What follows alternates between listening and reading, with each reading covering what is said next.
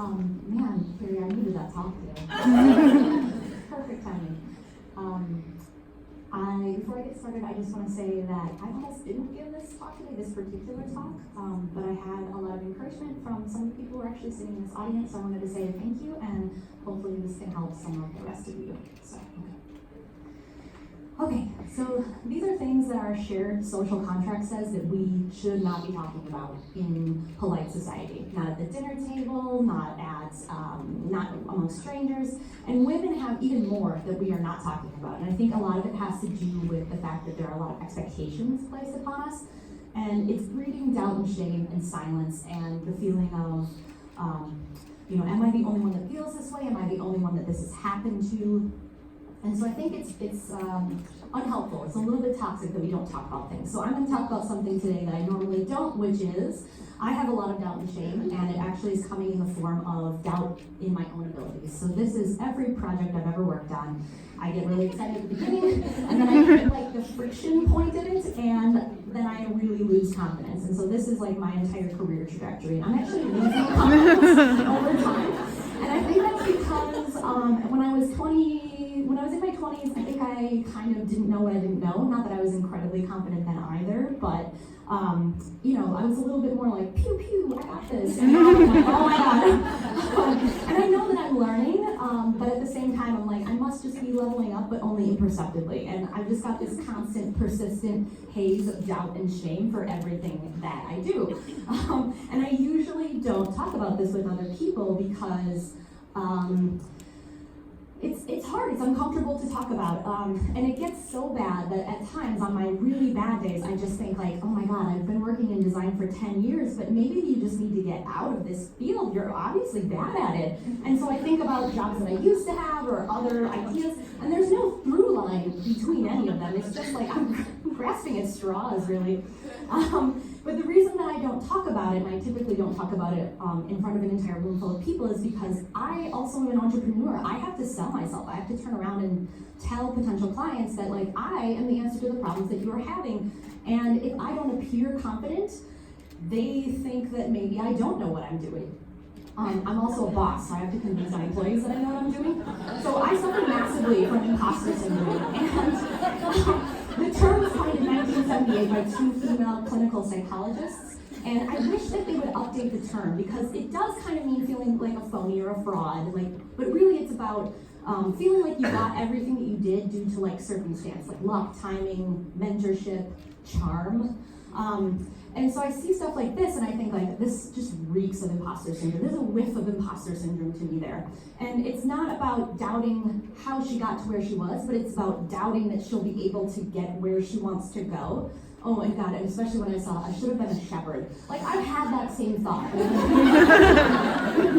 Good will hunting, anyone? I want to move to Nashua, get a little spread, get some sheep and tend them. I'm a shepherd. I've had that same thought. It sounds so idyllic to hang out in a field with sheep and a dog. So imposter syndrome is something that I've noticed a lot of women are now talking about, and I'm so glad.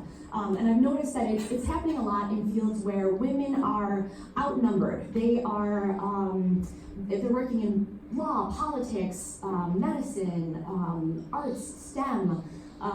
And what I notice is not only they are feeling imposter syndrome on like their bad days or when they're getting called out about things, people are naysaying them, they're also feeling imposter syndrome when something good happens, like getting chosen to speak or making it into medical school. So I think it's very interesting that I don't think it's a unique problem to women. Like I do think that men experience it as well. 70% of people will experience it at some point in your life. If you experience it more often, that's okay. You just need to figure out ways to deal with it. So women experience it often because we do internal attribution. That means that they are more likely to say, I didn't feel prepared for that test. I should have studied harder, and men will say that was a hard test. So if you haven't experienced imposter syndrome, good for you. It's a lot like having a bully. I call myself like almost all of these things. I've had actual bullies, but they had nothing on my own self because I know how to make myself cry. I'm relentless and mean to myself, and I know that self-talk matters. I do. But I can't argue with my own brain because even if I'm like using the techniques, I'm like, well, don't be a perfectionist and try this instead. My brain is like, yeah, but you really don't have any friends, and awkward, and everyone hates you, and you're bad at your job.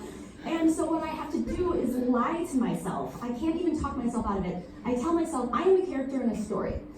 And I'm at the beginning of my story. I'm in like the exposition and conflict area, and that means that I am just a sad sack right now because I have to give my audience a reason to bond with me, to feel sympathy for me, to like want to root for me.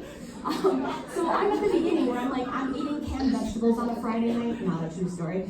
I'm crying in the Lowe's parking lot because I got an email that made me question that maybe I'm not a good boss. Not a true story.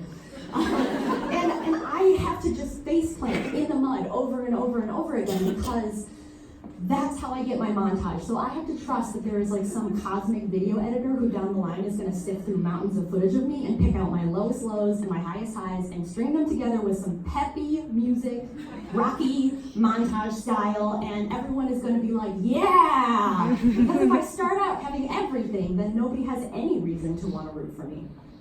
So, narrative structure, I showed you this before, but what it's really charting is struggle over time for the characters in it, right? So, struggle over time. And I started looking at this and I was like, oh my God, this looks really familiar.